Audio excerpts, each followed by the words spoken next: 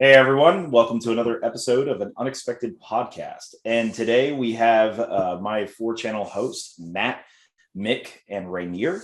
Unfortunately, the others aren't going to be able to join us today, but us four, we're going to be going over a list review that we do every episode where you submit a list from the comment section of YouTube, and then we'll review it here.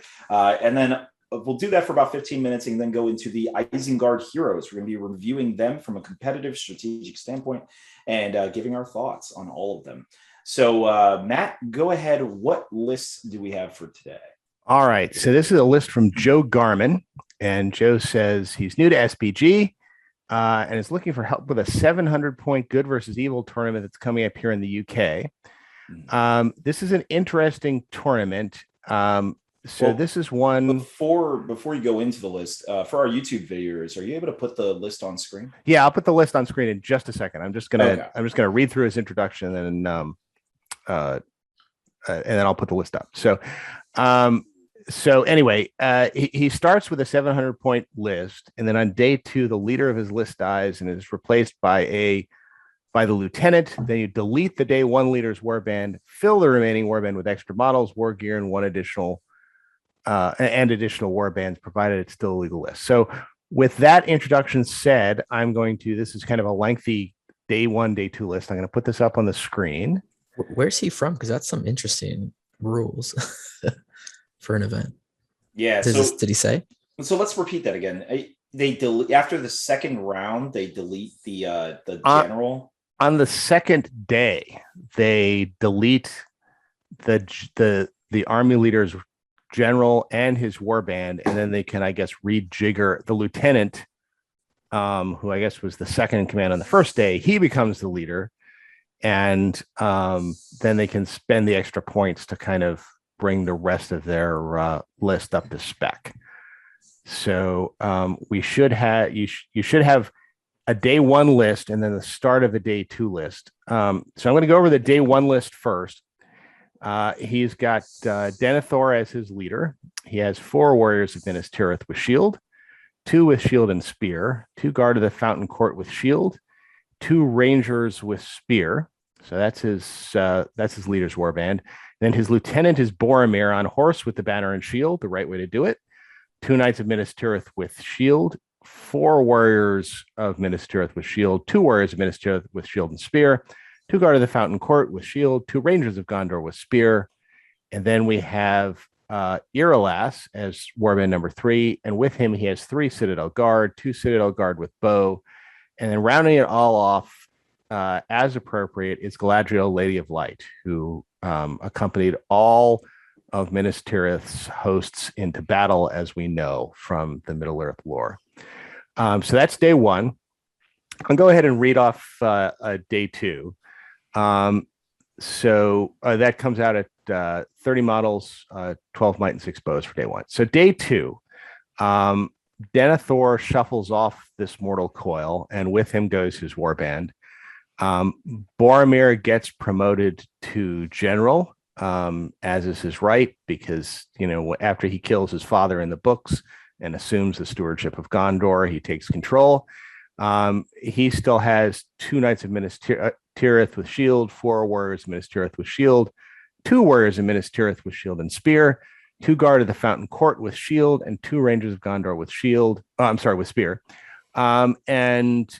He is now accompanied by Kirian, who is shifted into the lieutenant spot, and he has 4 warriors of Minas Tirith with shield, 2 warriors of Minas Tirith with shield and spear, 2 guards of the Fountain Court with shield, 2 rangers of Gondor. Irolas has, I guess, taken some casualties in his warband. He's just accompanied by 3 Citadel Guard. And of course, Galadriel, Lady of Light, is still supporting the host of Minas Tirith, as is her wont. And that leaves him with 28 models, 15 might, and 4 bows for day 2. And we do know the scenarios here. I'll scroll down so we can take a look at them. On day 1, we've got game 1 is Seize the Prize, which I guess has some customization to it. Game 2 is Domination. Game 3 is a custom scenario. I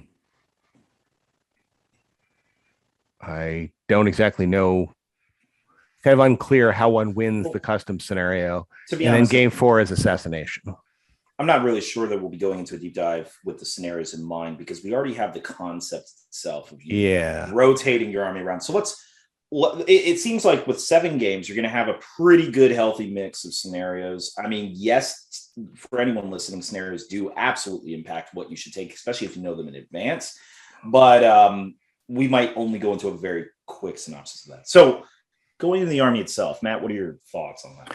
All right. So first of all, I thought the idea of having Denethor as the leader being replaced by Boromir was a smart way to go with this. Very smart. Yeah. Because you have your punch on day 2 when the games are more important, and you get rid of that dead weight that's Denethor. I mean, he does bring 18 figures with him, and that's great. And I'm sorry.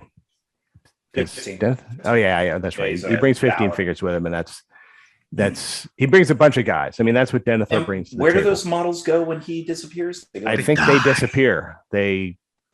They're horribly butchered along with Denethor himself. Well, my first on the stake. Then he should get rid of them. Well, he should get rid of them and put them in other warbands then. Well, I mean, he's got he can plus up the other warbands with. So he can move them over. Okay. Although I think as a matter of fact, I think what he did is take the guys from Denethor's warband and put them into Kyrion's warband. So I think he actually did that. So he kept them. Okay. Yeah. There was nothing wrong with the figure loadout. I mean, I will say he lost one model, it looks like, because he went from 30 to 28. So he lost one. He lost a couple Citadel Guard with bow off of Irolas's warband. Got it. Okay. That's the other thing that disappeared. Because Denethor you lose, but right. So anyway, I mean, I will say this. Well, I guess he's got all right. So your first scenario is seize the prize. Going through this, it looks like for seize the prize, your little task force to run for it and grab the prize. I assume supported by a march from Irolas is going to be Boromir and his 2 knights of Minas Tirith. So, right out of the box, you're going to need to make sure that you have your setup prepared, so you know how to get Boromir and those 2 knights of Minas Tirith up there, because you're going to have to bring up a knight, dismount it, hope he finds the artifact, and then he can hand it to Boromir, who will proceed to cut his way to the edge of the board. And I think you're going to want Galadriel on the first turn, casting Fortify Spirit, perhaps Channel, depending on how much opposition you have with magic, on Boromir on the first turn. Other than that, I mean, I think this is a decent way to go. I guess do the Citadel Guard come with spear, or do you need to buy them with spear? No, you have to buy them with spear. That's an extra point. Yeah, I would think about how you might want to get a couple spears onto that Citadel Guard. I mean, I understand there's some, I understand wanting to have the Citadel Guard there because, Irolas, and he's the guy who's supposed to command the Citadel, or was that Baragond who commanded the Citadel Guard? I can't remember now. Yeah, it was Baragond.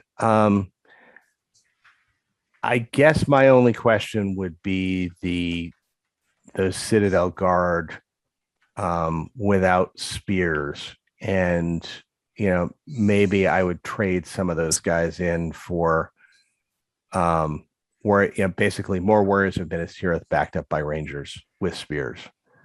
Because I don't think you're nowhere near your full bow amount here. You've only got 6 bows out of 30 models, and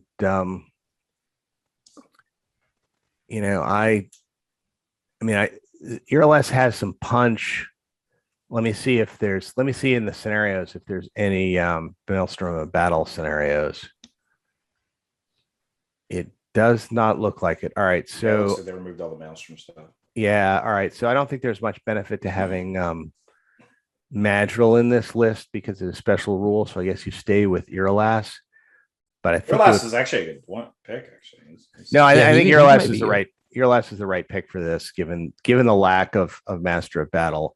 I'll just see if I could find a couple extra points to do something else with those Citadel Guard. Maybe you could possibly take the shields off the Minister Knights. I think my preference would be to drop 3 of those Citadel Guard, the 3 Citadel Guard who have nothing, turn them into maybe Warriors of Minas Tirith with shield, and then use the extra points. Although actually, I know, yeah, I think you could maybe drop at least 1 or 2 of those ordinary Citadel Guards to Warriors of Minas Tirith with shield, and then maybe turn one of them into a ranger with spear, and then you could keep, if you wanted to, the 2 Citadel Guards with bows. There's a couple different ways to rejigger that, but I think I would turn the Citadel Guard into either Citadel Guard with spears, regular Minas Tirith guys, or rangers with spears, some combination, so that the points still work, because I don't think you're going to get a lot of benefit out of just plain Citadel Guard with just swords running around. That's my big thought. Well, so I think he's taking it mostly because of the terror he's going to be dealing with and the evil versus good. Yeah, but I think you can. I don't know. I think there's ways to rejigger that around. I mean, because especially since you're already getting +1 courage out of it anyway, because you got a pure Minas Tirith list. Yeah, he's got a pure Minas Tirith list. Galadriel? Oh, Galadriel, never mind. Galadriel, Lady of Light. Oh yeah, I forgot she's not in that list. Purely in Yeah, she was all over the Pelennor. Don't you remember? Yeah. That's fair. Yeah, no, but I think he could. If you repurpose some of those Citadel Guard with spears, you still have them to run in there with guys. You could maybe get some extra bows. I don't know. I'm being very hand wavy with this, but I don't think you need kind of 5 Citadel Guard there. I think maybe you could replace some with Rangers. Anyway, I'll let other people talk. That's my thought. Well, I mean, there's not a lot too much to go off the Matt covered most of it. I mean, you're being real smart about the choice of your leader. I mean, that's pretty strategic, honestly, to take what is essentially dead weight and make him your leader just to purposely sacrifice him off. You're going to probably see a lot of people alter their warband. So if I was playing an evil army, for example, you probably have Golden King Suladan and some other hero of legend just to swap them or something. You might see some tricks with like the Mouth of Sauron and the Witch King or something. Make the Mouth of Sauron your leader at first. So, well, you wouldn't be able to because the legend has to be the leader. Witch King is Valor in Mordor, right? Or is he Legend in Mordor? No, he's Legend in Mordor. Never mind. Well, you get the idea, though. Yeah. So, but basically, yeah. I mean, the 3 Citadel Guard. I mean, I also get why they're there. I mean, I would probably rather just have Fountain Court Guard. Yeah, same. I think. Yeah, they're just more expensive. I mean, he'd have to, I think, delete a figure to get Fountain Court Guard in there. I think, but then you might as well, because like 29 or 30 is the same breakpoint anyway, right? Yeah. No. It's 1 model extra. Yeah. I mean, if he changed the 2 Citadel Guard with bow to Rangers with spear, that gets him 2 points. Then he could upgrade, one of those Citadel Guard to a Fountain Court, or at least, or 2 of them to a Fountain Court without shield. Either, depending on whether you want to do it that way. I'd hate to go into the saying no changes, though, but there is a lot to consider in this format. But I mean, you're doing all the right things. I mean, Galadriel's pretty much an auto include in the fact that you're fighting good versus evil. So Boromir's going to be shut down if you don't take her. Yeah, shooting too, like Galadriel for shooting. Yeah, and the Corsair. It just seems like Felby, like a ring raise. It's just it seems like a well thought list, to be honest. Even having like Irolas in there for like heroic defense to shut down like a mega hero here or there. Mm-hmm. Like it seems well rounded, and even like the day 2 Yeah, I even like, I'm never a fan of Curian, but I like the idea that Curian's in there because a lot of the day 2 ones are like smash and bash scenarios. So like you have that extra heroic strike. Yeah. And So thank God Contest of Champions is on day 2. You know what? If I was a tournament organizer, to prevent people from doing exactly what he's doing, I would have swapped it into day 1. Probably put it over right on game 4 just to make it your hardest round. But yeah, I mean, regardless of that, I mean, it is what it is. It's on day 2. But So 7 games for a tournament. Like if you just finish that and don't pass out, I think you should get a medal. You know what? As crazy as it sounds, only Americans actually aren't used to 6-7 round tournaments. It's actually very common in the UK. 7? Yeah. It's actually very normal. It used to be 8. Yeah. The GTs back in like 10, 12 years ago, they always had 8 rounds, 4 on 1, 4 on day 2. I do kind of like that though, because it seems like the more rounds you have, the less possibility is to kind of just like sneak to the top. Oh yeah. No, well, more possibility, right? Like because you'd have more opportunity to mess up.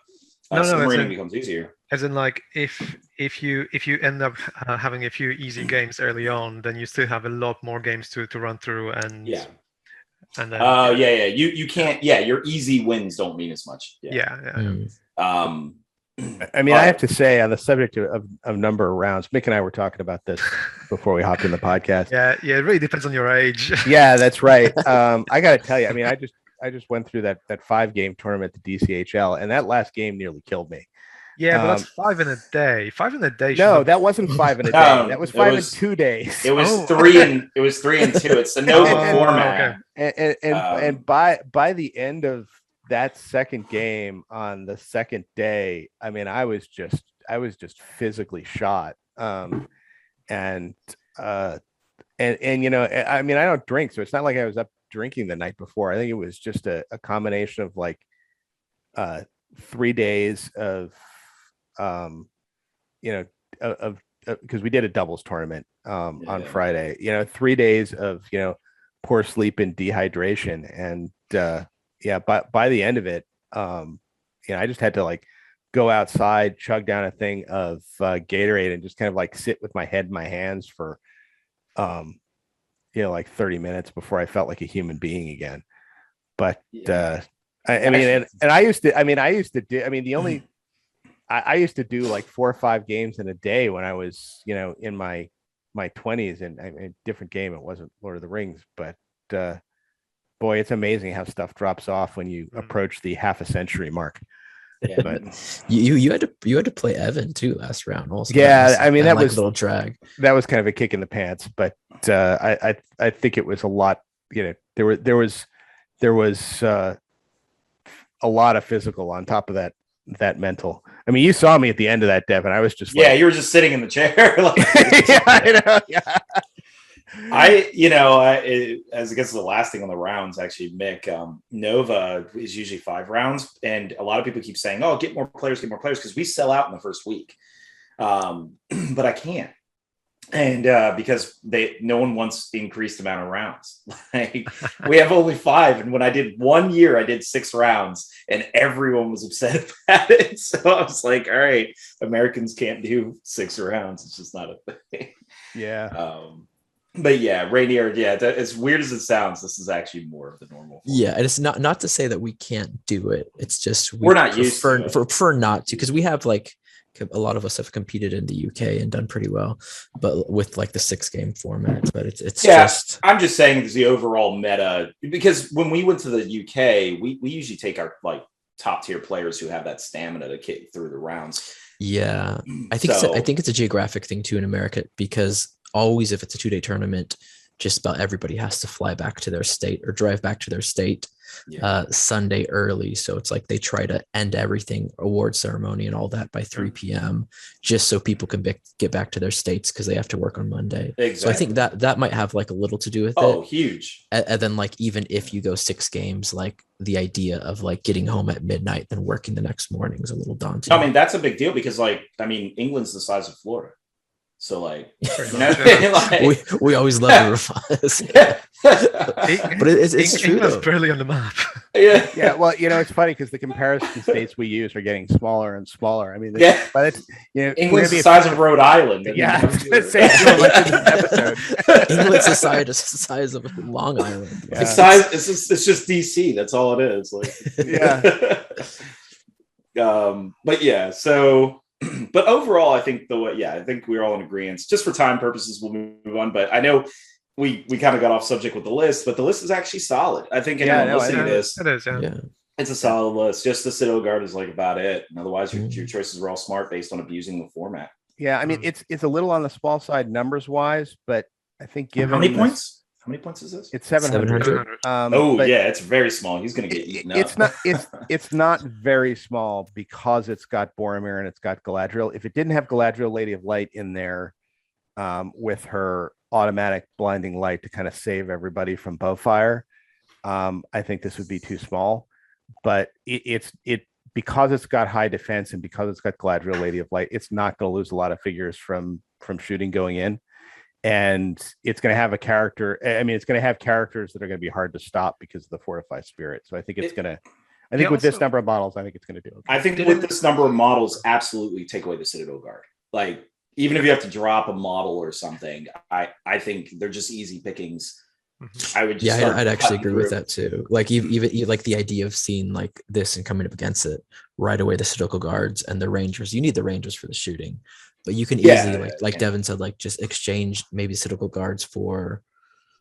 You need people who can shield. Just shield. Yeah. Exactly. You need to hold the line while Boromir can do his work. If Boromir gets tied up with a Gullivar and Witch King combo or whatever, they're going to be stopped for a second. Like, so. Yeah. I would say high defense. Our take. Let us know how you do. Didn't Jasmine have like 30 something models, like 32 or 33 with pretty much like the same combo and won the GP with it? Did. Jasmine did well with that, and I think I don't know, 700, maybe 800, but I think it was 700. It was like 32 models, I think. She had something like that, and she showed how effective it can be. She had Huron instead of Irolas, which in my opinion is a little bit better to cut through. But even against me, I actually killed Huron without her even using him. Like he still had 3 points behind everything, and she still did fantastic work with just Boromir and just Galadriel. Now, I will say that Jasmine's an amazing player, and so her skill level allows her to do that, but you definitely put yourself on a little bit of more of a hard mode. So it's not impossible, but it's definitely a little bit harder. And I think she matched those two against my two threats of the Witch King and Gullivar. So it was like that 2-on-2 situation while our army cut through my orcs. So in that, yes. But if you fight an army that actually can cut through this army here, and then they still have two threats to hold up your two threats, I think your army will start to whittle away a little bit. Yeah. So, all right. So let's go ahead and move into the heroes of Isengard and give our critique of them. So what we're going to do is actually go ahead, Matt, pull down the screen and the list here, and we're just going to go through the heroes one by one. Yeah. Should we go through the army bonus real quick first, so they can see it in context? Yeah, actually, Rainier, go ahead. What is the army bonus? Sure. Okay, so the army bonus is you do not know pain, you do not know fear. So right off the bat, friendly Isengard models do not start to take courage tests for being broken until at least 66% of the force's models have been removed as casualties. Additionally, Lurtz, Ugluk, Mahur, Vrasku, Uruk-hai Scout Captains, and Uruk-hai Scouts gain the Woodland Creature Special rule. So I think this army bonus is good. I'm sure like y'all will agree, it's not bone breaking good, but it's really good in the sense that your Isengard force isn't going to run, I guess, late game. It helps when I've played them or seen them played. It helps a lot in scenario games where you hold objectives because they're not running away because they only test for broken at 66%. So that's the one thing that comes off my mind right off the bat is, it makes them last longer. You'll see a strength 4 base model fight 4 is pretty good for them to last long in the game. So that's the bonus. Yeah, it's worth noting that the bonus only works for Isengard models. So if even if you have orcs in them, obviously if they're mortar models, or if you have any like allies and are still keeping the green alliance, then your warriors from all the other alliances, as well as heroes from the other alliances, might have to start taking encourage this. So also note your heroes can't keep those other warriors in line. So like basically, because your Isengard heroes are not testing for breaking, they cannot stand fast. Your Isengard orcs, let's say, well, mortar orcs that are in Isengard, they can't stand fast then. So that's also a note about that. Yeah, it's kind of why you see too, like typically a lot of Isengard lists just be played with orcs. Yeah. Yeah. Now, as far as I'm aware, Dunlendings do not have the Isengard keyword, right? No, they don't. No. Yeah. Unless they take the oath. The guy who cuts his hand. Oh, the Oathmaker. Yeah, but he only does it for the wobblings themselves. Yeah, I think that's right. But they count as Isengard models when he does that. All right. Well, then we'll go into it about which heroes are Isengard, which are not, how the impact, and we'll just consider the faction bonus going throughout. Matt, go ahead and read off Sarman, the big one himself. All right. So I will read off Sarman, although I think I don't know, Mick, am I stealing this from you? Do you want to do Sarman? I know he's near and dear to your heart. Oh, yeah, that's right. Well, Saruman's like Saruman guy. Mick and what's his everyone. Well, it was the good Saruman that I always liked. The evil Saruman, not so much. All right. Well, I'll go over him then. All right. So here's Saruman. All right. Are you gonna do Saruman or not? Fine, I'll do Saruman. Do Saruman. And then you do Grima, Matt. I'll do Grima. Yeah. Saruman's 180 points. He's a wizard from Isengard, obviously, and he's a hero of legend. He moves 6, fight 5, strength 4, defense 5, 1 attack, 3 wounds, courage 7. 3 might, 6 will, and 3 fate. He carries the Staff of Power, and his heroic actions are heroic channeling. He can be mounted on a horse for 10 points. Now, in his special rules, he carries the Palantir. So once per game, the controlling player can use the Palantir to automatically win a priority roll. The use of this special rule must be declared before any dice are rolled for priority. His next rule is Voice of Kurunir, which gives him a 12-inch standfast, which also affects other heroes. And his last rule is Lord of the Istari. Sarman the White can choose to reroll 1 dice when making casting or resist tests. So the same thing as if he had the Crown of Morgul. And his magical powers are Immobilize, 18-inch, on a cast on a 2+, Terrifying Aura on a 2+, Command on a 3+, also 18 inches, Sorceress Blast, 12 inches on a 4+, and Flame Burst with a 6-inch on 5+. So obviously, Saruman is the leader of Isengard, and he is their most powerful hero. The things that really do stand out, obviously, his Voice of Kurunir special rule of standfast affecting hero models is extremely strong. It's just one of those things where not only do you have your army bonus, you also have a guy who virtually always stands back, very, very rarely actually gets involved in fighting, and then stands there and just ensures that no one ever runs away. The fact that his standfast affects heroes, you can actually chain models around. So you have Saruman in the middle, then you have a guy 12 inches away on each side. They pass automatically. Their standfast gets extended. So it can be almost like a 24-inch standfast if you play correctly. Sarman used to be one of probably the most powerful model in the game, but these days with how much weaker magic has become, especially Sorceress Blast, he's not as threatening as he used to be. But the 18-inch Immobilize is still extremely strong.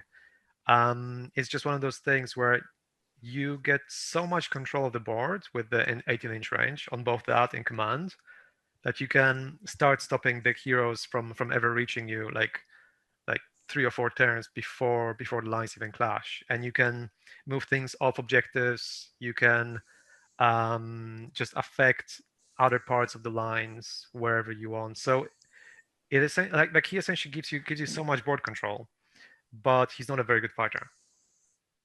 Yeah, that's pretty much all I have to say. I guess I'll mention Palantir because that's like one of his key things in the books and films. But here, he gets to win priority, which is really cool.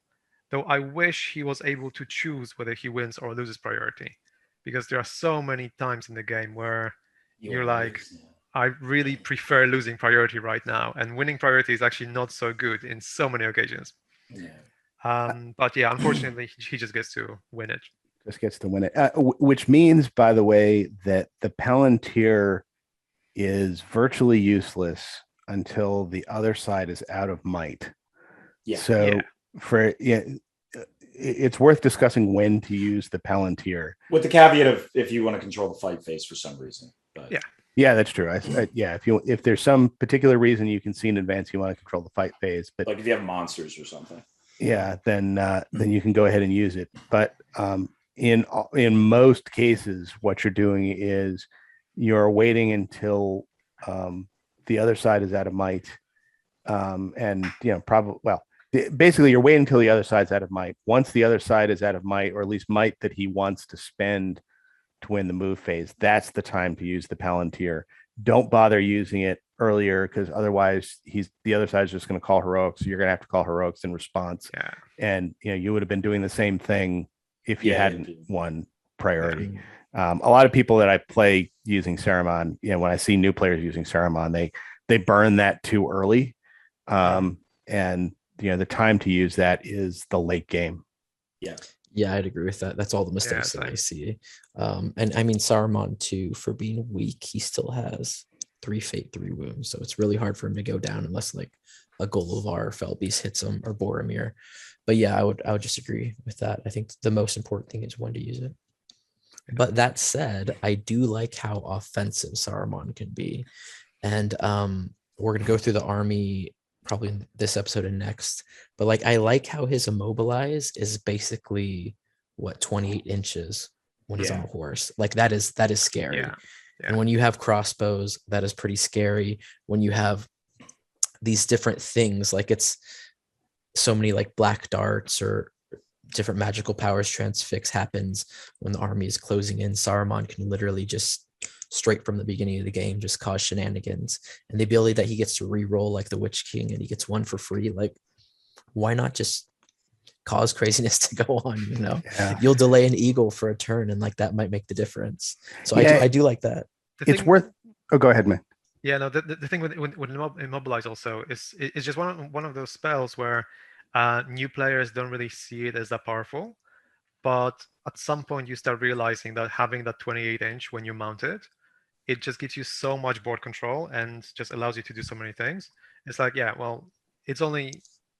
may only be one model stopped for a turn, but so many times it may be the model that was just about to escape in recon, or the model that was just about to walk onto objective, or a model that can't resist a spell and is going to die in combat thanks to that.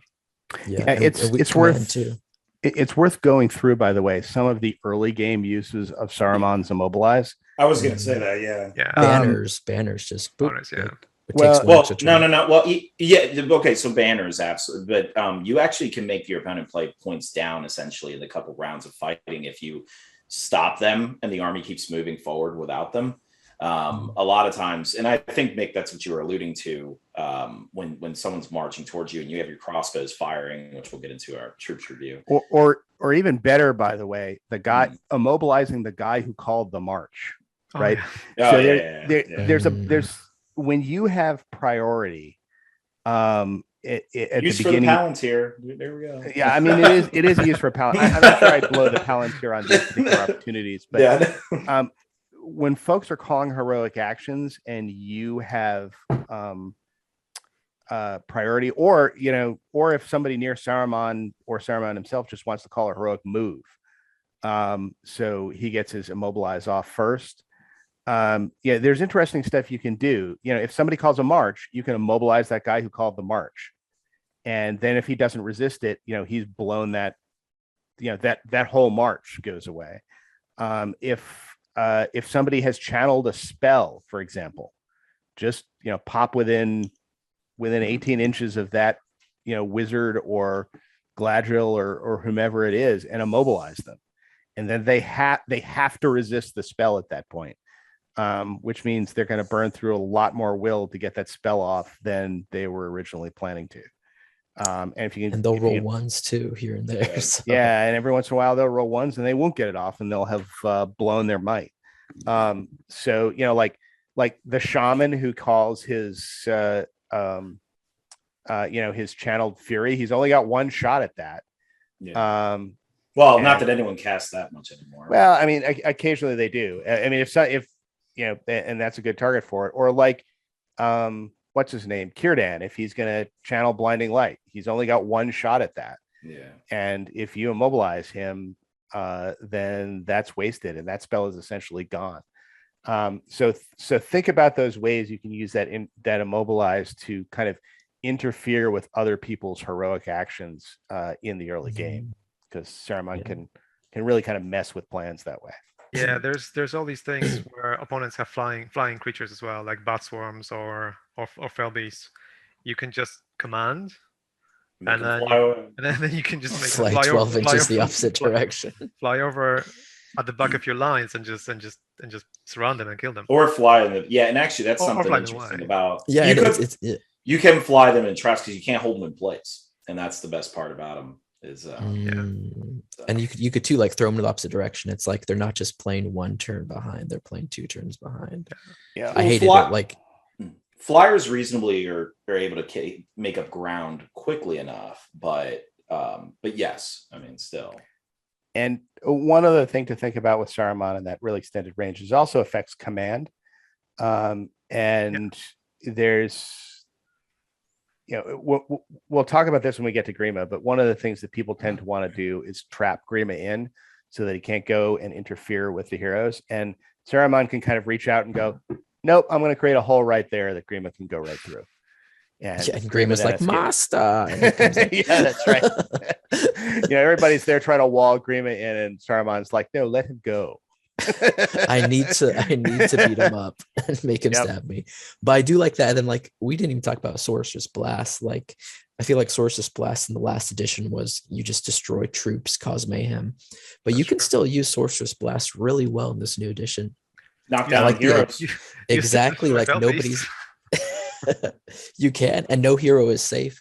Because people position their troops like all different ways. Even like good players will position their guys where there's a guy in front of a hero, and you just Sorceress Blast that guy into the hero, even if he's on foot, and just boom, back to the whole thing, like delay to where your Uruk-hai strength 4 doesn't have to deal with like a mega hero. So I do like all the tools in that sense. And Gandalf, and who is it? Gandalf hits it on a 5+, but Saruman's reroll makes it even that much better. Yeah, I mean you're pretty much guaranteed to get a Sorceress Blast off, even with one roll with his reroll. I mean, I suppose we should mention the really dirty Sorceress Blast trick of, so the way Sorceress Blast works, if a mounted hero model and any other guy from his side end up in combat with the same figure, you can blast the random warrior that's in that combat, and by the transitive rule of Sorceress Blast, where everybody involved in the combat gets knocked down, it takes down the mounted hero as well.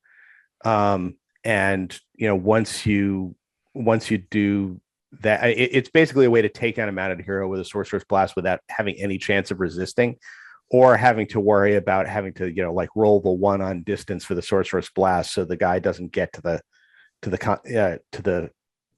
actual target to knock him down. And that's a dirty little trick. And there's also dirty little tricks of, like, if you can take one of your guys and charge both a mounted hero and another random dude, and then Saruman moves after that and he blasts the random dude. And so you can create those situations yourself to the point where, if Saruman's on the board, if you've got a mounted hero on the other side, you got to keep your mounted hero like far away from other warriors if you want to make sure that dismount. Yeah, that's right. Unless you just want to get off your horse, from the beginning. Eventually, you're gonna have to get off your horse, so you might as well just do it early. Yeah.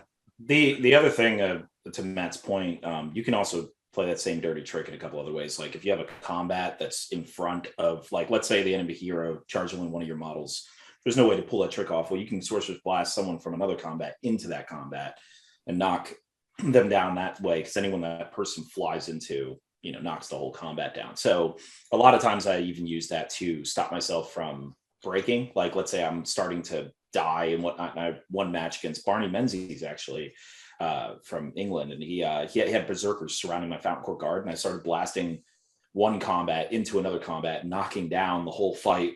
And because I was surrounded, I end up getting more hits on his forces than I do on mine.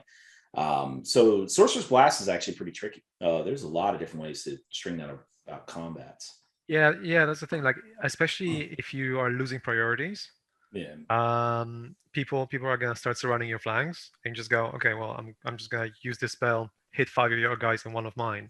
I don't care if my guy dies, because I'm probably gonna kill some of yours. Yeah, it stops her combats that way too. Yeah, preemptively. Yeah, he's a shenanigan guy. Yeah, he absolutely is. I mean, I know it seems like we're going over the spells quite a bit here, but ultimately that's what Sarman is. That's what he does. Yeah, I mean, that's it. Yeah. So You're not bringing him to hack and slash, guys. That's not what he's there for. I mean, you still can, because he is 5/5, and he's surprisingly 5/5 one attack. Yeah. Well, normally what you do is use him to augment with his staff. Yeah. You do, like, because I used to do this with my Hobbit force, but I have Gandalf, and I'll just send Gandalf into a fight where I'm like surrounding somebody, and he just brings them all up to the 5/5.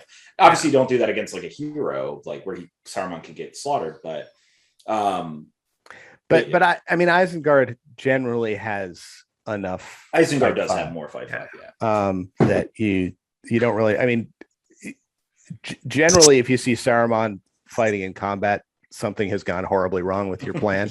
Or you're just trying to get Sarman into range of something else, where you go, I'm gonna charge this, I'm gonna heroic combat, get additional 10 inches. The next turn I'm gonna go 10 inches, cast spell 18, and then suddenly my range is like 45 or something like that. I mean, maybe if you're trying to slingshot. So, like, I could see a slingshot, like, if you want to use it, but you can do that with any hero. So therefore, like, I mean, I don't know. Yeah, but like, you can actually get a spell to the other side of the game, to the other side of the board. So that's true. I guess it really depends on what is over there that you're trying to what he's trying to do in Storm the Camp. You want to like be in your own camp, heroic combat, and the next turn pull someone out of the other camp. That's what you're talking. Yeah. No, but get your use out of Saruman. That's what I would say to any players that are like, oh, should I take him? Should I not? Get your use out of him, because if not, he's just an old man in the back ranks. Oh, yeah, but very expensive old man. But you really have to learn how to play him. Yeah, and I see people like mid table do a lot better not taking him, to be honest, because they don't have to. It's like a hit or miss if you don't get his points worth, and it really takes a lot of like practice to do that. I mean, I have to say, I mean, in the new edition world, I don't think I've played against anyone in a tournament who took Saruman. I don't think I've seen Saruman in a tournament. Yeah. It's super I've taken him a few times. Evan has taken him a few times. There's another guy near us who's since moved away who took him every once in a while. But Saruman is not a figure for beginners. And I think that's probably why you don't see him as much, at least. Well, there's a second caveat to that. I think that he was an anti to the meta that we dealt with before. So before you knew you were going to fight a Fellbeast. Didn't matter that it was going to happen. So that's why, once again, what are the other models we don't see? Legless. You don't see him nearly as often. You don't see Floy nearly as often. Well, Floy's kind of restricted, but you get the point, is that those models like Stormcallers, now you're not seeing them. Those models that used to be the anti-Fellbeast meta are now all dropped off. And it's like, did they all just universally get nerfed? No, I don't think so. So I do think that added to the problem. Yeah, I think it's meta too, because in America we skewer harder to we lean harder to the horde, and like he just doesn't do well against hordes. You need something specific to take out, but like he used to do well against hordes. He does not do well against hordes now. He's not the guy you want when you're facing a 70-figure Goblin Town army. Yeah, he's also not the guy you want when you're playing Contest of Champions. Yeah, and that's true. Yeah. that's true. Or too. even Well, heroes, I mean, like, he can make it work, immobilizing the opponent. Ish, But, yeah. ish. But he's not ideal yet. but Yeah, but most like- lists, like we saw even last one, like small points, Galadriel and Boromir. You see Boromir, Huron, and a Faramir, or you see like three to five like semi-mega Rohan heroes. Like he can only possibly deal with one a turn. It's just for 180 points, like, I don't know, bring something bigger. I mean, Saruman's the guy you want against an army that has, 2 or 3 big hitters and, not a lot of counter magic that, that isn't a horde.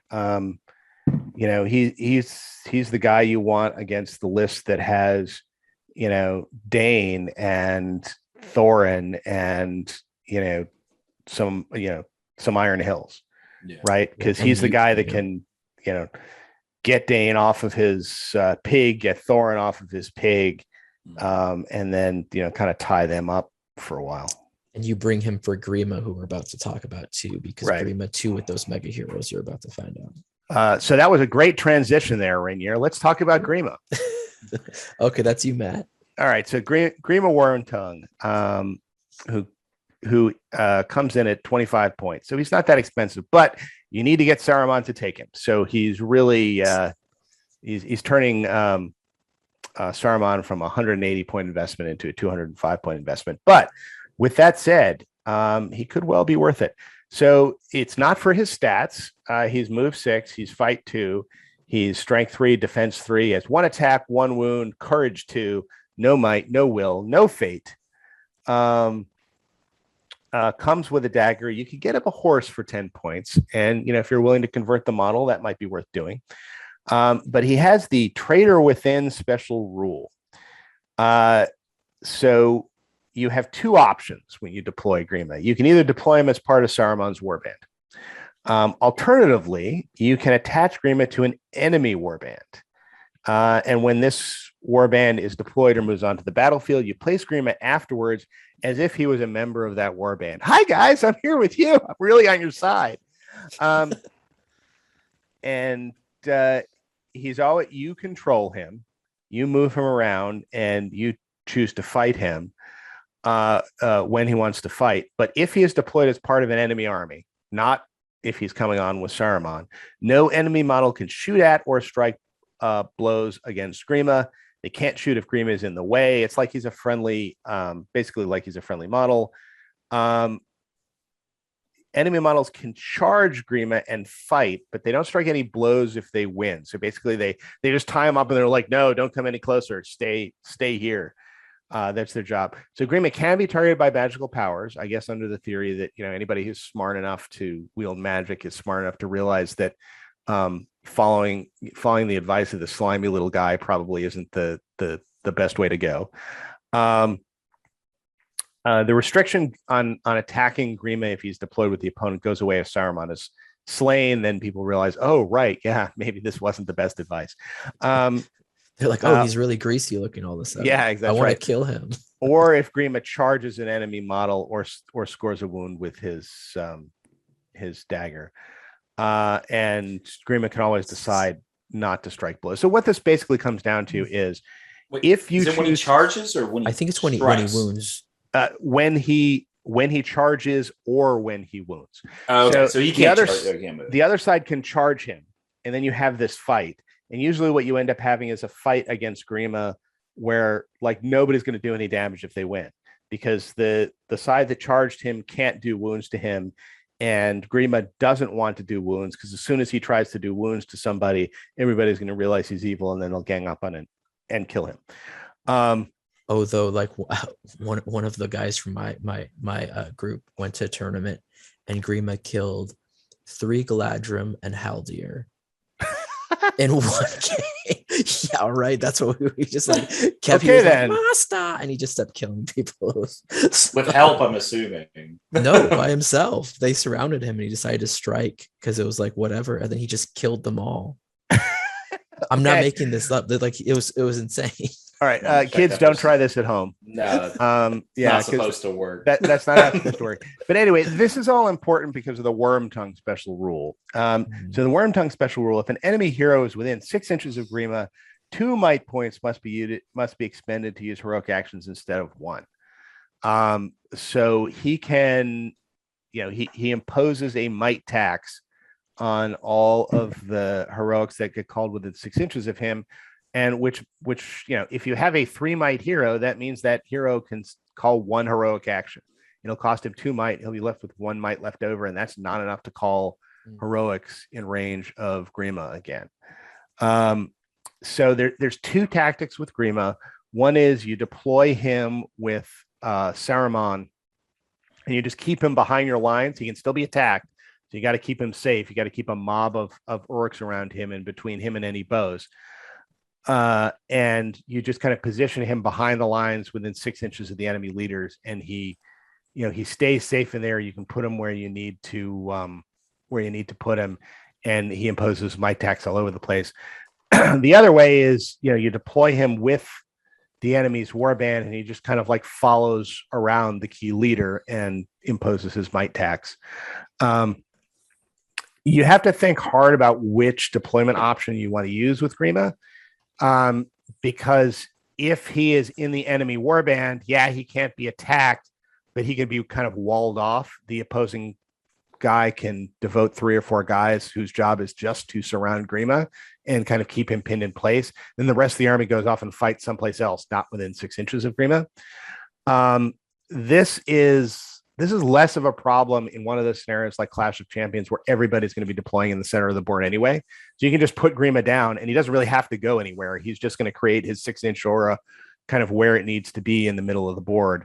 Otherwise, you need to kind of think about it, because you need to start doing things with like Sarman to compel one of the guards that's walling off Grima out of the way so that Grima can get out. The alternative is you deploy him with Sarman, and then you risk somebody, shooting or killing Grima right off the bat before he's useful. But those are the 2 ways you can use him. But if you can get him into the right place, boy, can he be devastating as far as shutting down the heroic moves of the other side. And also think about how that relates with the Palantir. If you can get him into the critical place where all the guys within 6 inches of him, in the critical place only have 1 might point left, then maybe you do want to use that Palantir a little early, because the other side may not have 2 might points on a hero to counter. Yeah, So anyway. he loves a good cookie cutter like bash list to go against. So like even the likes of Aragorn, his free might is now going to cost 1 extra might. Like that's really good. And that's when you kind of debate, depending on the army or the scenario, whether to put him in a warband of your opponents or just keep him in your army to kind of just be where all the action is. But I think he's a good take for this army, because Matt said it kind of like amplifies the Palantir, amplifies, you're going to see like all this might on Uruk heroes and stuff. So I like him. Yeah, I think generally if you're taking Saruman, you're taking Grima with you probably. Mm-hmm. Yeah, 25 points is worth the investment into that. So he's like the opposite of Alfred in a way. Very weird. Opposite? Oh, you mean like? Well, he takes might instead of gives might. Yeah. All right. Well, then we're pretty much in agreement there. Grima with Gothmog would be great, but yeah. So I'm painting Gothmog right now, Mick, and I thought about you. I was like, Mick's obsessed with Gothmog now. I should just make him. No, you want me to go over alerts? Yeah, let's go ahead and go over alerts, because I don't think we have too much to add other than, do you take him on horse or not? Yeah. But You don't take alerts on horse. No. So like Grima, my thought on that is like, okay, take him on horse if like, well, I guess it depends. Yeah, I guess, it's like 1 Uruk warrior, but it's also like 10 it's still a lot of points. Yeah. All right. Okay, well, so go ahead. Lurtz. We have Lurtz.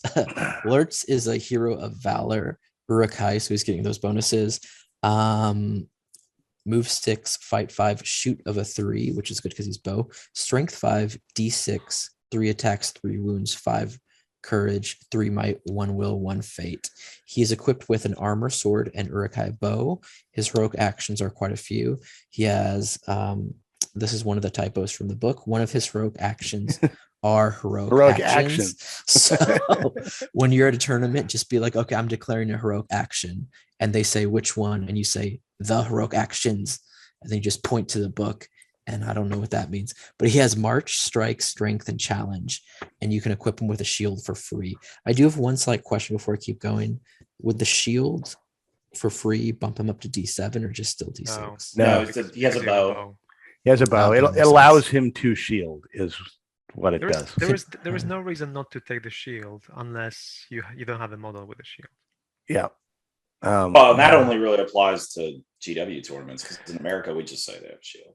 Yeah. So lazy. We don't like big tournaments. We don't like modeling our guys. Like, look at us. We're just like you don't like playing at all. Yeah, it's like whatever. We just show up to watch each other. In the Legendary Legion, also he gets to throw the shield. With the fun little special rule, but that is really cool. But for just his base profile, he also has which is a good special rule called Find the Halflings. Any warband led by Lurtz does not have to roll to determine when and where it arrives in scenarios that require such a roll. Instead, Lurtz may choose the result. So basically, he's a really good ambusher.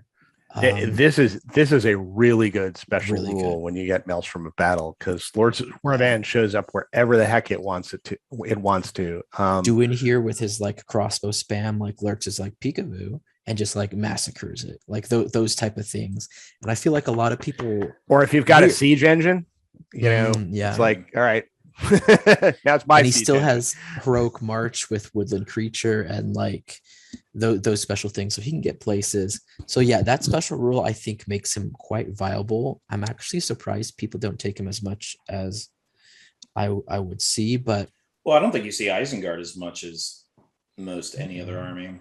But even these like chopped up Isengard lists with like some Dunland heroes, some random stuff, a whole bunch of Creebane, I usually don't see him. But for 90 points like that, he's pretty darn good. Strength of 5, 3 attacks, 2 and 3 wounds. I think he's a really good take. And that special rule, like Matt said, you could ambush anything, or even in scenarios where there's like a war band and they try to ambush you, you can counter and ambush them and just push heavy on one side. So yeah, I like him a lot. Is he an auto include? No, I don't think so. But I find myself even in like challenges from past episodes, I've taken him, and I do like him for 90 points. It's not too much. I mean, I will say this. Yeah, go ahead. If you're taking a pure Isengard list and you are not taking Saruman, then he is an auto include. Yeah. I mean, unless you're taking like an Uglix Legendary Legion or the one with all the wolves, like 17 Creebane. Yeah. Well, now I think even if you take the 17 Creebane, if you don't have Sarman in your list, you take Lurtz. There's a very cool interaction with him, with his special rule and demolishing teams, because you can just come on board behind somebody and then blow it up. Yeah, that's true. It's I mean, I guess you when you take this guy, you're gonna have to weigh him as 90 points without that special rule, because only 3 of the 18 scenarios have it. So, I mean, do we think he's worth it at 90 points? What, 5/5, strength 5, defense 5, essentially 3/3 or 4? Defense 3/1/1. Yeah, 3/1/1. Okay, 3/1. Yeah, I mean, 90 is a little hefty for that, considering your captains, which we'll get into, are like 30 points ish cheaper. And they don't have strike, and I get that. So you're lacking that. And this is where I can agree with Matt that he's an auto include, mostly because of his heroic strike. Because if he didn't have that, I mean, the thing is, Isengard does lack a lot of heroic striking heroes if you don't start including Dunland, which we'll get into, because I think they only have like one other. He's also defense 6, so he is tougher than all the other heroes. Defense 6. Okay. And he has 3 attacks, so he has more attacks than all the other heroes, with the exception. I mean, Mahur has 3 attacks, but he doesn't have the defense 6, and he doesn't have the heroic strike. So, I mean, he is far and away the best of the Uruk-hai heroes. He's the best of your options that you have, because I don't put Yeah. weight into a third attack unless I can get him out. I do. You do? He's Yeah. kind well, yeah, because like you have Dalmir and Delgamar and stuff, and it depends like how the army goes. But I think he's like comes off as like a light version of Shagrat, and he's semi. I don't think he really does too much, but semi falls into the jack of all traits kind of role of like he can actually shoot well too, as in scenarios and all this. But there's not one place that he kind of just dominates. Yeah, and I think that's where you're losing. 3 attacks on a strength 5 hero is worth getting. And I'll get it. Okay, when combined with strength 5, sure, I can get that. I think oftentimes if I'm 3 attacks unmounted, I'm relying on surrounding to kill. I mean, at strength 4, I mean, 3 attacks 5, I think it's pretty good odds, obviously, that you kill most troops, but I don't see it doing a lot of damage to heroes. But at strength 5, yeah, strength you're 5, edging into that defense. You can throw 2 pikes behind him. Yeah, you know, Isengard has ways to get lots of attacks that don't involve horses. So he is definitely the best of your options that you have. I think if you threw Gothmog in this army, I think if you threw like Shagrat in this army, I think Lurtz starts to disappear. I think the reason he's an auto include is due to the rest of the heroes being so much less than this guy. But I mean, I don't know. I guess because of the expense of the army, I can see not taking him. But well, you need the heroic strike, so probably not. But yep. So that brings us into probably one of the most taken Uruk-hai semi. Do you want to go for Ugluk, Devin? Ugluk. Well, I can. I actually do not have the book with me. So but I can go. I can go into Ugluk. Is it my turn next? Yeah, I think it's my turn next. Yeah. All right. I'm going to go into Ugluk. Ugluk is 65 points. He's move 6. He's fight 5. He's strength 5. He is defense 5. It's all about the 5s. 2 attacks, 2 wounds, 4 courage, 3 might, 1 will, 1 fate. He's got armor and sword. Yay. His heroic actions are heroic march and heroic strike. So there's a rare combo to get together. And heroic strength. And his special rule is head taker. Any who defy the orders of the White Hand will meet a grisly fate. Should Ark's force be broken, Ugluk can choose to kill a nearby model instead of taking a courage test. Simply choose a friendly warrior within 2 inches of Ugluk and remove it as casualty. Furthermore, in a turn that Ugluk does this, he will automatically pass his courage test. And his stand fast has a range of 12 inches and will affect both warrior and hero models. So Ugluk is, he's Lurtz light. He doesn't come with a bow. He's got 2 attacks. He's got 1 less defense. He still has the 3 might, 1 will, 1 fate. He has the 2 heroic actions you're actually going to use from Lurtz, which are the march and the strike. So he kind of fills those slots as well. So he's basically a cheaper, I guess 25 points less than Lurtz. He's 25 points cheaper version of Lurtz, and he, kind of does all the same things that Lurtz does, cheaper and not quite as well. So in a lower points game, you're going to go with Ugluk. Generally, he's the second hero that you take after either Saruman or Lurtz because, you want that strike in the list. He has that head taker special rule, which, frankly, I don't find matters all that much because the army bonus from either the army bonus from the army list or Saruman's special rule kind of make Ugluk's special rule irrelevant. I guess the only time it really would matter is if you're taking a kind of a small a small army that has orcs in it that aren't necessarily gonna benefit. You have a from convenient alliance, I suppose you might entertain this. Like if you for some reason you're trying to pull off an Isengard, which is something you never see for whatever reason. You never really see when you see Isengard, you see pure Isengard for whatever reason. I'm not quite sure why. It's kind of weird because their bonus is not like something I wouldn't give up. I'm like, I'll give it up. Yeah.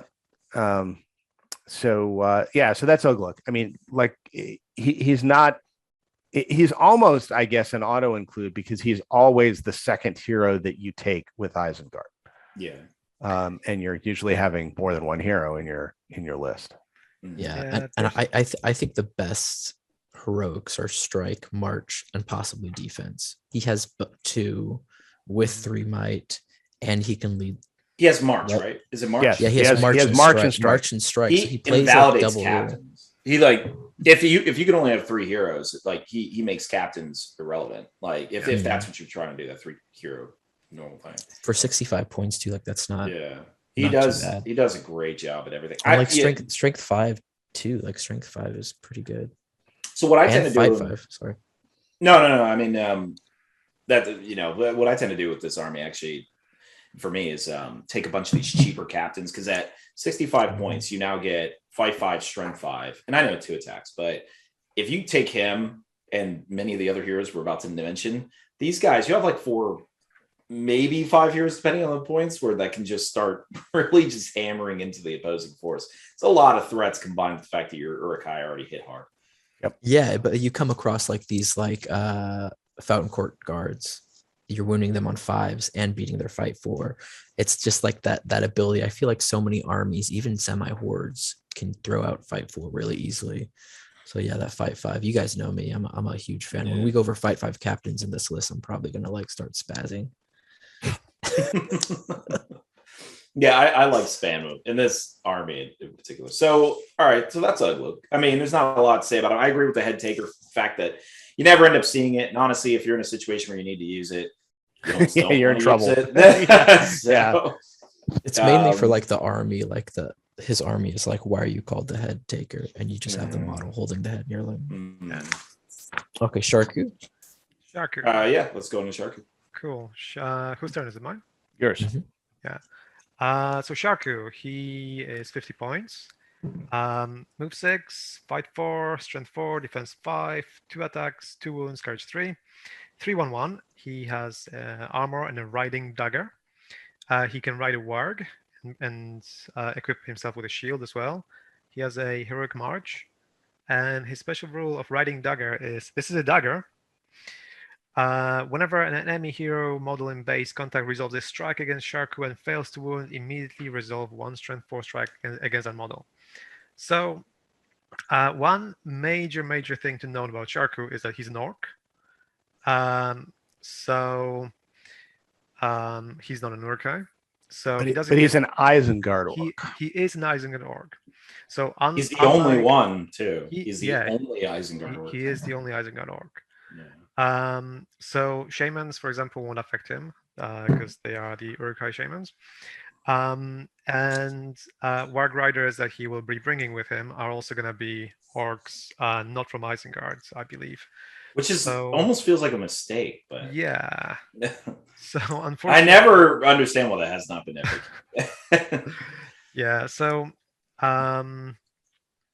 overall, since he doesn't have a heroic strike and he's only fight 4, he's not that great. He's the only mounted hero here, other than Thrydan Wolfsbane, who we're gonna go into on a Dunland episode. So if you do need a hero who rides around at 10 inches, then he's probably like your third or fourth choice in your army. But generally, he's just a weaker captain compared to Ugluk, Lurtz, Mahur, Rasku, and all the other guys. So he's not that useful generally, unless you really need that one guy who's going to be running around, and you want to have some warg riders who are also led by a hero. Yeah, I mean, I have to say he actually does, I think, fulfill a use in this list, in that he's got those. He is the mobility in the list. You can bring him with 3 or 4 warg riders, and he's the guy who runs off the board in recon. Well, you can, but considering that all of your named heroes have march except Sarman, your list will generally be full of marchers. You can also bring a drummer, so you can make a list which is going to be really quick. You can, but I mean, he's the guy who can like go in. He and like 2 warg riders can charge into like random warrior at the end of the line, call a heroic move, and be off the table. I do. I feel like he has like a good, like looking at it, he's 50 points for like 3 might, March, which isn't that bad, but I Well, do feel he's 60 because you got to put him on the war. Yes, it's 65 really, because you kind of have to take the shield too. I did see him a lot right when the new edition came out, but like I do think there's just better options. Sorry, was that Matt? Oh no, I mean, I was going to say, I mean, the other thing he does is he knocks people down when he charges. Sure. You know, and that's a useful thing. I think he is. I mean, he's not an auto include, but I think he is appropriately costed at 65 points for what he does in this list. I think he is worth the 65 points. He's not undercosted, so that you should always include him in every Isengard list. But if you want a cav option for an Isengard list, I think he's a good one. Well, he's really the only one. He's like, well, yeah, right. Yeah. Well, I mean, the other option would be not having a cav option for the Isengard list. If you're like, you know what, I think I want to include this guy in the list. You're not dumb to include this guy in a list. There's a reason to do it, and if that's the way you want to play it, I think that's a reasonable thing to do. And of course, his Legion, Sharku's Legion, is really cool sounding and makes his ability a lot better. But one thing, I was reading Lord of the Rings the other day, and I think it was in the appendixes, but Sharku is actually the name for Sarman. Did y'all know that? Yeah, it means old man. That's Sharky. No, Sharku. No, Sharku too. Sharku is Sarman, old man in Orcish for Sarman. So yeah, whoever's out there, you guys should remodel him just as Santa Claus, and have all the orcs go Sharku. Oh, wouldn't it be great if you could put Sarman on a warg? Oh my gosh, could you imagine the old guy with all his robes You saw the wargs in the Two Towers all hopping all over the place. He's compelled. This was such a bad idea. They should not be able to fire. And all the orcs, Sharku. Yeah. It should be impossible to fire a bow from a back. They should roll a d6 on a 4 on a 2 down. They just strike themselves, because how can you hold a sword when you're flailing? But anyways. But well, I don't know if this was actually mentioned yet, but one thing I found is that mounted heroes really hesitate to charge this guy. Mostly because if they fail the strikes, that strength 4 going into their horse is really annoying. So they actually do tend to hesitate a little bit. Small mention on that. Yeah, unless they can always kill him outright, but then they might just lose. Well, they have to not fail any rolls to win. Yeah. So even someone like Gandalf or Sarman on the other side, those type of people that you just throw into I outfight you or something. Yeah, he's gonna. Yeah, I mean, especially since he's not a pushover. I mean, if you get him the shield, he's defense 6. So he's got a decent amount of defense. I mean, obviously he doesn't have defense 7, so you're not wounding him on 6s. But what was this heroics again? It's just March. Okay. Yeah. So he's a replacement captain if you want. Well, he's a replacement captain. He's a named captain essentially. Three might mounting captain. He's a 3 might captain. He's your 65.3 might captain. Yeah, that's about it. Yeah, I mean, it adds. I think we're all summing up. It adds just a little different style to the list because of the mobility. It is definitely a different style than the fact that you lose the strength 5/5/5 with the captains, but then gain opponent might in the mount. So it's plus gimmicky special rule. So going into the next one, go ahead. Is it Rainier's turn? It's Rainier. Should I go Vrasku? So Vrasku is another Urukai infantry hero fortitude. At 65 points, he's fight 5, shoot on a 3, strength 5, d5, 2 attacks, 2 wounds, courage 4, the whole 3/1/1 with might, will, fate. Also, that's common, named hero. He has a sword and a crossbow. The crossbow there is kind of really good, and you're going to come see that. His 2 actions are heroic march and heroic accuracy. So that accuracy, back to the march, almost everybody has it, but it's still, he gets that march that you're going to really want for this list. But heroic accuracy with his expert shot special rule. So he's like Haldir, he shoots twice. So I think that, I don't know, he's good. I like a good crossbow fight 5 model. I don't think he's essentially you must take him, but I think he's really good in the sense that he makes we're going to go over crossbows, but he makes your crossbow contingent in this list very scary. And by very scary, I mean like they can assassinate a hero with heroic accuracy. They can knock out. You're seeing a lot of these new lists where there's like soft targets in the back D4, and you have like black Numenorians and then orcs with spears in the back. Like he can really all of a sudden, not as dangerous, I guess, as Dunahir, but he can still punch really hard in the shooting. And he's no slouch in combat. At fight 5, strength 5, 2 attacks, he can still do the whole heroic combats, help things and just like rip through things. I think though his lack of heroic defense and heroic strike are what kind of cause people not to take him, because he's very weak in that sense in combat, because you can't really go up against any hero that's above him. Like Huron, basically. He is a troop killer. Huron charges into him, and Huron's not even the best, but Huron's going to kill him.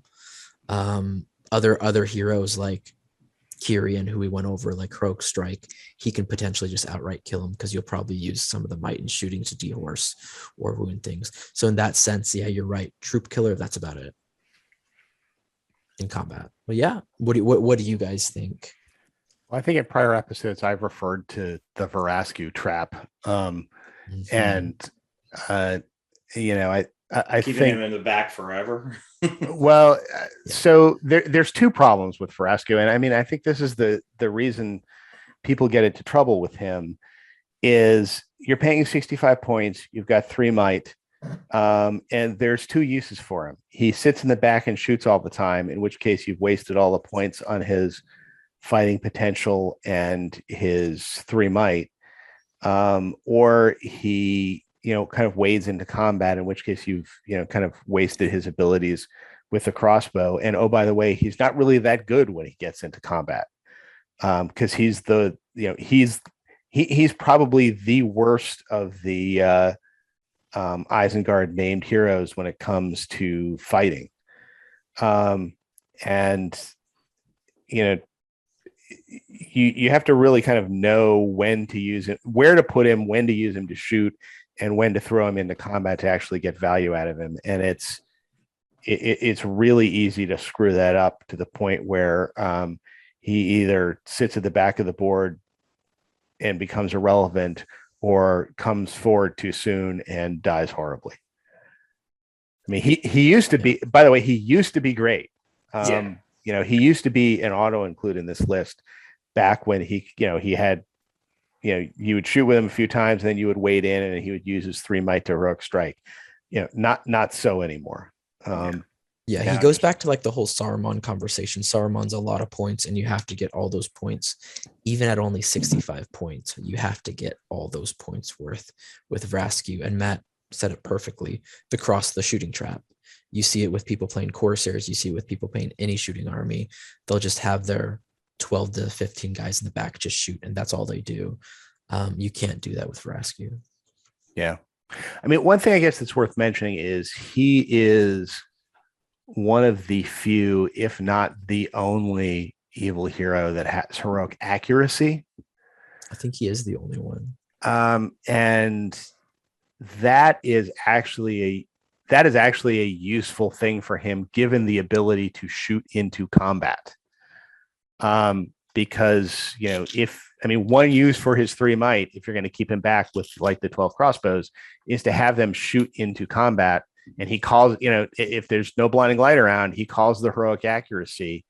And you can suddenly start re-rolling all those ones where you hit the wrong guy. If it's a situation where you want to hit your own guy and kill him, you're more likely to do that. If it's a situation where you want to hit your opponent and kill his horse, you're more likely to do that. So, and you have note that you cannot re-roll 2 shoots too.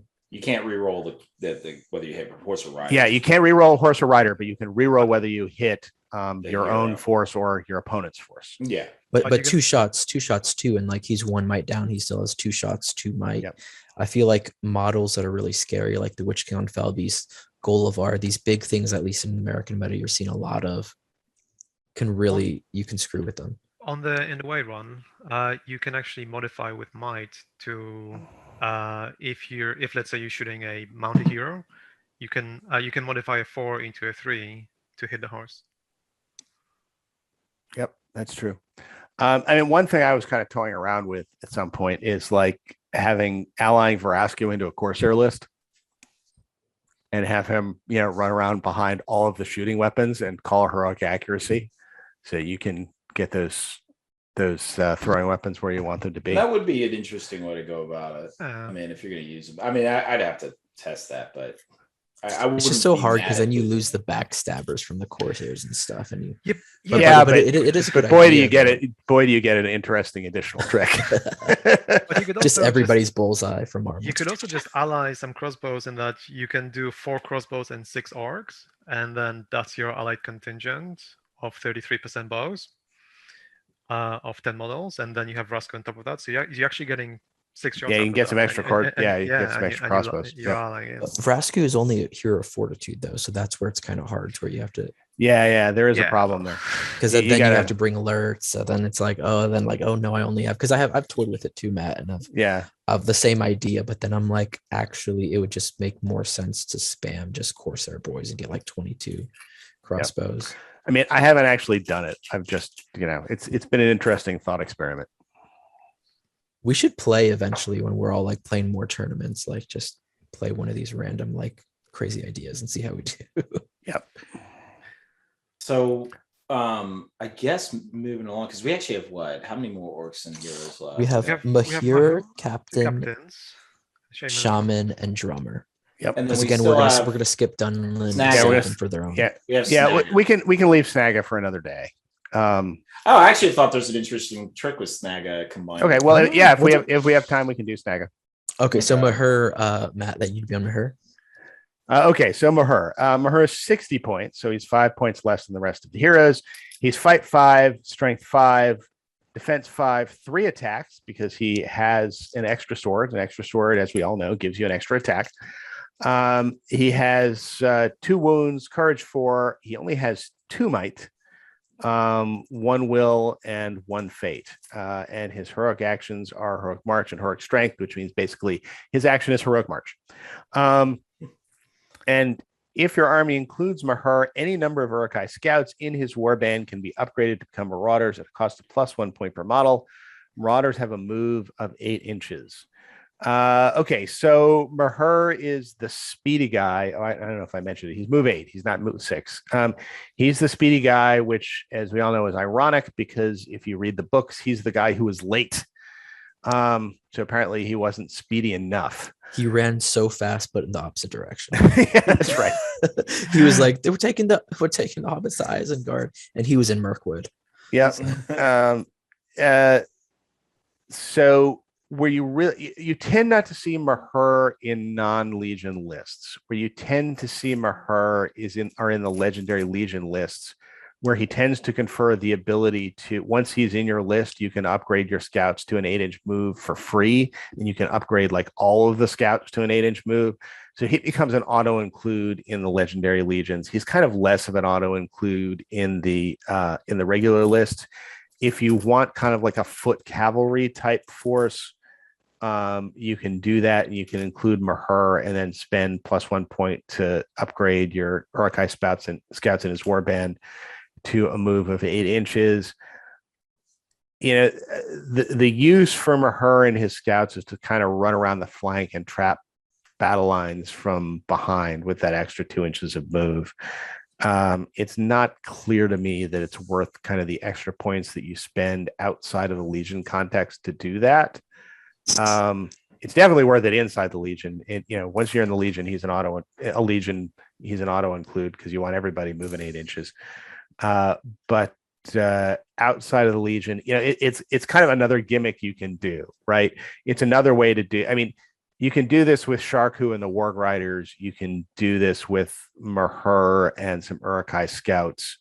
It's not clear to me which way is better. It's just an alternative way to kind of end run the flank of a battle line if you want to do that, or try and run off the board and reconnoiter. He's an example of why, while I like having a third attack versus a second attack, I think it's good. I don't put tons of weight into it because that's the thing he provides. He's that 3 attack Uruk, whereas all the other ones we've named and will go forward to name are 2 attacks other than Lords.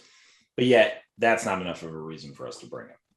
I agree with you. And he loses a might too. He loses and a might. It's kind of like Lurtz can just pop up in the back in certain scenarios like Maelstrom, and he kind of just fills that role. I feel like Maher, I've never seen him do like significant work in a game, even seen really experienced like competitive players play him at competitive tournaments. It's just you get him there fast. Again, Huron kills him. Again, Kyrian can kill him. Again, any hero that can strike or is just like an elf hero that's fight 6 just kills him. So in a way, I don't know, he reminds me semi of Dalgamar, but Dalgamar in the Corsairs has that extra might that really pushes the army over his speed when everybody has heroic march doesn't really justify when you have someone like Lurtz or Vrasku. And he never kind of comes with pikes, because if you tie him down to pikes, he doesn't get any benefit out of his extra speed. And it's the pikes behind the hero to give you those extra attacks that I think are really important for Lurtz. And just because of where Maher is, you tend not to. I mean, Maher is the guy who's like running around and harassing the flanks. So, and I've seen him do good damage that way. But to your point about 3 attacks isn't enough to get the kill. It's 3 attacks isn't enough, especially when you don't have 2 pikes behind you to kind of back you up. And he's harassing the flanks with guys that usually have 1 attack, because they're going really fast too. So again, like the Berserkers are going to be a little behind, the Marauders are going to be a little behind. Like it's I don't know. I'm not impressed with him, to be honest. And this is where I probably would consider playing him with 2 pikes to his back. I actually don't think you're paying for that speed. I think it came free. As I kind of point cost him up, it almost seems like you're paying for the attack. I don't know. I guess I'd have to point him up, but I almost wonder if you were trying to do my captain spam idea. Well, the problem is he loses the combat and just disappears. Just dies. Right. But yeah, he's kind of that example. It's like 3 attacks is useful when combined with many other elements. The 5/5 strength 5, he has it, but yet we don't care. It's really Lurtz's strike or the captain's, well, not captains in this case, but like maybe a defense characteristic or a horse or whatever. But just when you see here, he's still got all those other things, but we're not playing him. So that's I guess he's the perfect example of why I don't care about the 3 attacks too much. Yeah, he's just one of like there are so many captain level heroes in this list. Like you would have to get to like 1,000 points to even consider him. But at that point, you're like, I'm just gonna ally so many other things. I'm gonna take some other stuff. I don't know about that, by the way. I mean, I think you take all of the named captain level heroes in this list before you take like an unnamed captain in this list. 7. I think I take a captain over Marker. So really? The reason I take a captain, I would take a captain. Defense 7. Yeah, that's why I take the captains. Okay. Yeah, and the captain can reliably kill troops and like not die when he botches. Yeah. I don't know. I think as to which one I would take.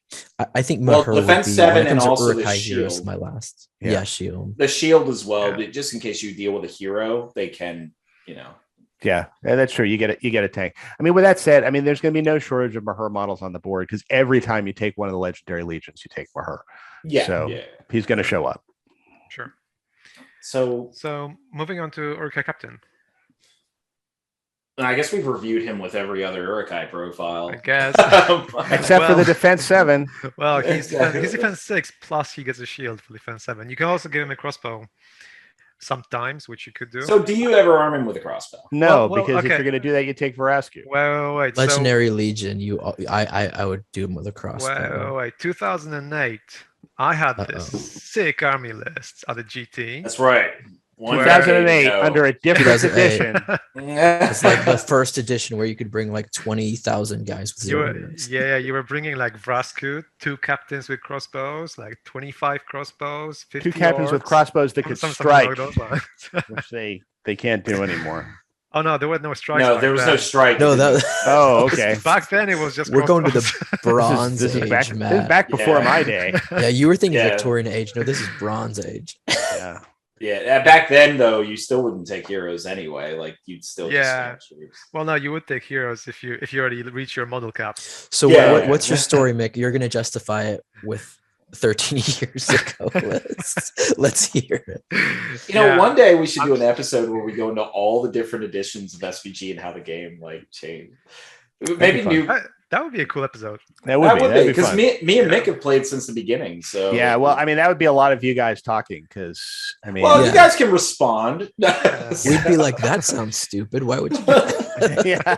You should see what they transformed Arwen from. She was crazy.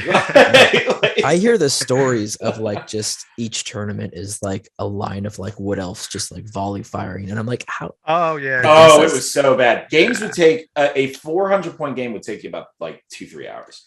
Dude, that's why we didn't get many players. there were all these tournaments where you had like 70 wood elves volley firing against 70 goblins. Oh no, goblins would win. Goblins would win. Yeah, they would win the goblin because everyone hit on a 6. So you're like, all right, I got more bodies. But yeah, we'll talk about that one day. I think that would be a fun episode because that sounds like a fun episode. But the legacy. But no, you wouldn't take a crossbow. Yeah, no, probably not. I think the defense 7 is the reason you take him. Otherwise, to the argument of Lurtz has accuracy, not March. So if you happen to, for some reason, have not taken Ugluck or Lurtz, does he have Lurtz have March? I don't know. I would take accuracy. him like because you can heroic accuracy with Vrasku and a few boys like on the flanks. Yeah. But like that's I don't know. I think if you spam, I'm only in the context of you just spam a whole bunch of captains, spam a whole bunch of Urukai. That's when I would think of maybe half of them with crossbows. But you do need that defense 7. I think that's what knocks him over the bat. All right. Well, then, I mean, there's not a lot more to say about this guy. I mean, he's really exactly what Rainier said. You spam him if you're playing that type of list, but otherwise, you really don't need him because you have Ugluck who can march, you have Sharku who can march. You have other options for that role. So, I mean, you take him in certain types of lists. So, right. So why do you take the next guy? Who? So you don't. I mean, the Urukai scout captain. So, oh gosh, should I forgot he existed. Well, actually, his model is the original metal Urukai scouts. Yeah, with the two-handed. Yeah. No, with just like the sword. Oh, okay. I can't see the. Oh, so that's right. You take him to get the two-handed weapon. That's why you take him. Yeah. There you go. Because you guys know how much Matt likes the two-handed weapons. All right. Well, I guess somebody needs to read this. Is it Rainier? I'll do it. Turn? All right. Yeah, he's the exact same thing, just one less defense. However, so like Heroic March, same stats, one less defense. He cannot get a crossbow, but he can get a shield or two-handed weapon. You can take a bow, which is even worse. Yeah, bow. So it's like, I guess the Legendary Legion, they get what strength, an extra strength or something. Strength, but do they? Well, I mean, they're all Urukai bows, so they're strength 3 bows. I mean, they're not bad bows as bows go. I mean, they're dwarf bows, so they're like the 18-inch range with strength 3. But we just raved on the defense 7 as like why you take like the guy. So I think like just the idea that this guy can't. It's like again, you take him with a bow or a shield, 60 points with a bow or shield. Why not just pay 5 more to get in by her? Yeah. So yep, that's him. Easy one for me. I think the only time you see him is in one of these legendary legions where it's all Urukai scouts, and like you've taken all the other heroes and you still have more points. So, which hats off to the guys at GW for making like legendary legions. They make some models relevant really well, though they do need to make the Fountain Court Knight relevant somehow. Fountain Court Legendary Legion with 20 Fountain Court. Yes, get in. Yes, and who would they just ask Rob, okay, what do you think? And Rob would just be like, here's my list, and they're like, sweet, just keep it and give like Burley to the dude, and then you're good. That's your legion. So what book would this come out in? Gondor's still at war? Gondor at war forever. Oh my gosh, the kin strife. They just paint half of them with red shields, half of them with blue shields. Yep. Okay, so we have what, Urukai Shaman? Should we go back to you, Matt? Yeah. So go ahead, Matt. All right, so this is the Urukai Shaman. He has 50 points. He is a fight 4 shaman, which you don't see very much. He's strength 4, defense 4, 1 attack, 2 wounds, courage 4, 1 might, 3 will, 1 fate. He comes with a spear, as all shamans do, because shamans like to fight the back rank. They're tricksy that way. His heroic action is heroic channeling. You can buy him armor for 5 points if you want a defense 5 shaman, which may not be a bad idea. His magical powers are Fury for Isengard or Akai, which he casts on a 3+, and Transfix, which he casts on a 5+. You never see this guy. And I think the reason is that the Isengard has other answers for terror, namely berserkers. This guy's good at making the rest of your Urukai furious, but frankly, why bother? I mean, they're courage 3 anyway, so they're not courage 2 orcs, so some of them will make it in, and you've got berserkers that solve that problem. So like I said, you rarely see that guy, this guy. Yes, he is a minor hero. Yeah, that's what crushes him. That's a really bad thing. Because the troops are semi-expensive, but you're actually going to want to hoard them out as much as possible. So yeah, the minor hero thing is like. Well, I mean, he's also 50 points, right? And the fury in this list is not worth 50 points. You're better off taking that 50 points and upgrading a bunch of your Urks to berserkers. And solving the problem that way. Yeah. Cool. So we've got Orica Drummer. The final profile. 35 points. An independent hero. With stat line just like any other Urukai except courage 4. No might, no will, 1 fate. He carries a drum. He can make your Urukai run faster by 3 inches. He's worth taking some. It's you mix and match works. He may be. But it's always comparing. Like I feel like the Easterling drum is more dangerous because you have horses all throughout that army. Like the idea that all these guys are on like foot. I guess you could heroic march. March where in. So where you see him a lot is in these legendary legions where the whole army is moving 8 inches. Yeah. And then all of a sudden the whole army is moving 11 inches. And then if you march, the whole army is moving 14 inches. I would love to see that. But not Maher, of course. Maher's going in the opposite direction. Yeah, that's right. Maher's lost.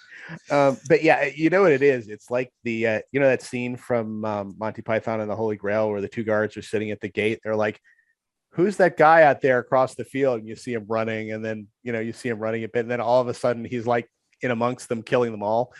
That's essentially when you take this drummer along with all the other movement bonuses this army get. It's like that. It's like the Urukai are on the other side of the board, and then they're there. Yeah, I think too. Like outside, I would bring him, and I've brought him with the bomb squad. The bombs, that's fun. The bomb squad is very like interesting because it's like, oh, here I am. Like you can literally, again with the march, 6 extra inches with the bomb, so it's like a 12-inch range of like, oh, what's happening? There's reasonable things to do with this figure. You could add the drummer into Lurtz's warband, then add the bombs into it too, then appear next turn, run up to something. Maelstrom's great. Yeah, I think I did that in one of our challenges, but I lost, of course. Yeah, he's an independent hero, right? Like you slot him in. Yeah. And other than that, I mean, I think he's worth taking in a pure list, depending on what you're doing. So, but yeah, then that's pretty much it. I guess we'll leave Stagger for the next episode for. So stay tuned if you want to hear about that trick. And and let us know too if y'all have taken like interesting lists that you like abuse with like the Urukai. And I'm also curious if anyone takes the shaman. Yeah, well, I mean, people do, and then usually regret it. But they take him once. That actually happened in a tournament where this one guy, I went against him. He was so disappointed he took an extra shaman. Well, he was playing that Isengard Legion with the 2 ballistas or whatever. Yep. He sacrificed a ballista for a shaman. He was like, that was a mistake. Yeah, that's right. He'd be better off loading the shaman into the other and shooting it at the enemy. I mean, I guess it worked out for him because I had Thranduil, so I was like casting terror everywhere. But all right, well then that is it for this episode. We'll be going into the troops in another review, and the army of Dunlin will be kind of in its own separate little world. But we will mix in our thoughts of like how they work with the rest of the Isengard force. So all right, it's just the Creebane by themselves will change the whole. Yeah, it's the Creebane. Yeah, they're the ones who kind of change everything. So, but all right then, we'll talk to you all very soon. Bye bye. Take care.